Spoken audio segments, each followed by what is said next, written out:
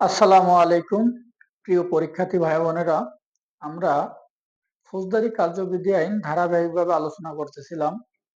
আমরা এ পর্যন্ত 115 পর্যন্ত আলোচনা করেছি। আজকে আমরা 116 থেকে আলোচনা করব।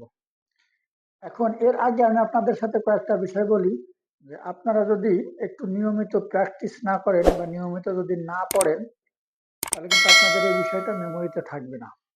এজন্য আপনাদের কাছে বিনীত অনুরোধ, তারা নিয়মিত যতটুকুন পারেন একটু পড়বেন। তাহলে 116তে কি বলছে? আমরা শান্তি রক্ষা ও সদাচরণের মুসলেখা নিয়ে আলোচনা করতেছিলাম।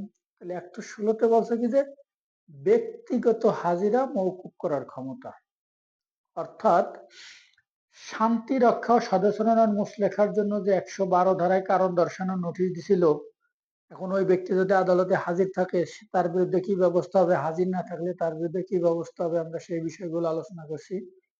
এখন 116তে এসে বলছে যে ব্যক্তিগত হাজিরা মওকুফ করার ক্ষমতা, অর্থাৎ যে ব্যক্তিকে এই যে কারণ দর্শানোর জন্য নোটিশ দেওয়া হয়েছে, সেই ব্যক্তি যদি আদালতে হাজির হইতে না চায়, অর্থাৎ সে আদালতে আসবে না, তাহলে এই ক্ষেত্রে সে তার কৌশলী কৌশলী বলতে উকিলের মাধ্যমেও হাজির হয়ে বা প্রয়োজনীয় কাগজপত্র বা কারণ দর্শানোর যে নোটিশ দিয়েছে সেই নোটিশের জবাব সহ সে উকিলের মাধ্যমে এই জিনিসটা করতে পারে। এবং এইটা যদি করে তাহলে আদালত এটা মানে গ্রহণ করবে। এইটা হচ্ছে 116।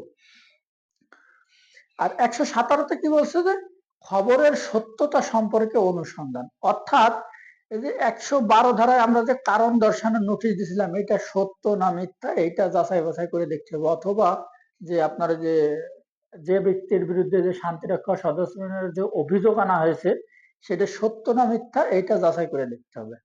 তাহলে এই ক্ষেত্রে কি করতে হবে যে 112 ধারায় অপরাধের জন্য কারণ দর্শানোর নোটিশ দেওয়া হয়েছিল, তার অপরাধের অনুসন্ধান শেষ না হওয়া পর্যন্ত যদি ম্যাজিস্ট্রেট মনে করে যে তার কাছে থেকে শান্তি রক্ষা ও সদাচরণের জন্য মুসলেখা নেওয়া প্রয়োজন, অর্থাৎ এইখানে যে ব্যক্তির বিরুদ্ধে অভিযোগ উঠছে, আদালত বা সংশ্লিষ্ট ম্যাজিস্ট্রেট যদি মনে করে যে এই অভিযোগটা তদন্ত করা প্রয়োজন এবং উনি নিজেও তদন্ত করতে পারে বা তার অধীনস্থ কোনো তৃতীয় শ্রেণীর ম্যাজিস্ট্রেট দ্বারা তদন্ত করাতে পারে।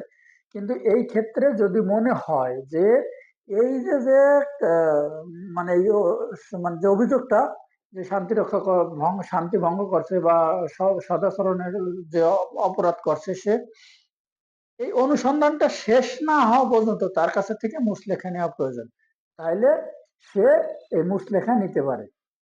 এখন এই যে তার কাছে তো মুসলেখা নিল, যদি মনে হয় যে এই মুসলেখা নেওয়াটাও সেটা নিরাপদ না, সে এরপরও মানে শান্তি ভঙ্গ করতে পারে, সেই ক্ষেত্রে তাকে আদালত ম্যাজিস্ট্রেট মানে জেল হেফাজতে বা আটক রাখতে পারে এবং এটা তার সম্পূর্ণ তার নিজের এখতিয়ার, সে আটক রাখবে না কি করবে। অথবা যদি দেখে যে দুই বা ততোধিক ব্যক্তি একই সাথে একই অপরাধের সাথে জড়িত, এরকম হইতে পারে যে দুইজন ব্যক্তি একসাথে জড়িত, তাহলে এই ক্ষেত্রে ম্যাজিস্ট্রেট কি করবে, এই দুইজনের তদন্ত একসাথে করতে পারবে এবং এদেরকে পৃথক পৃথক তদন্তের ব্যবস্থা করতে পারবে। এবং যদি ম্যাজিস্ট্রেট মনে করে যে না এদের একসঙ্গে তদন্ত করলে হবে বা পৃথক পৃথক তদন্ত করলে হবে, সেটাও করতে পারে। এটা হলো গেল 117। এখন 118তে কি কইছে?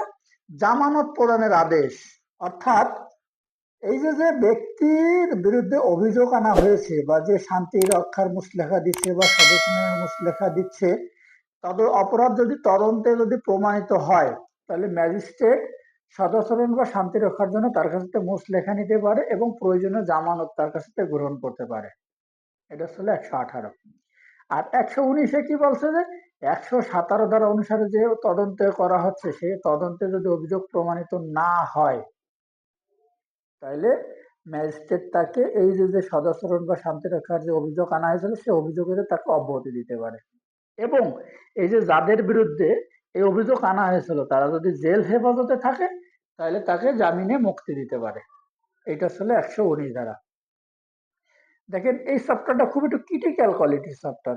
আপনার 107-8 থেকে শুরু করে এই যে 119 পর্যন্ত আপনারা এই চ্যাপ্টারটা একটু বারবার পড়বেন। আর আজকে এই পর্যন্ত, কি আমরা আগামীতে পরবর্তী চ্যাপ্টারে চলে যাব, নতুন চ্যাপ্টার। তাহলে আপনাদের অসংখ্য ধন্যবাদ আমার ভিডিওটা এত সময় মনোযোগ সহকারে দেখার জন্য। ইনশাল্লাহ আমরা পরবর্তী ক্লাসে আবার আলোচনা করব। আপনাদের অসংখ্য ধন্যবাদ। আসসালামু আলাইকুম।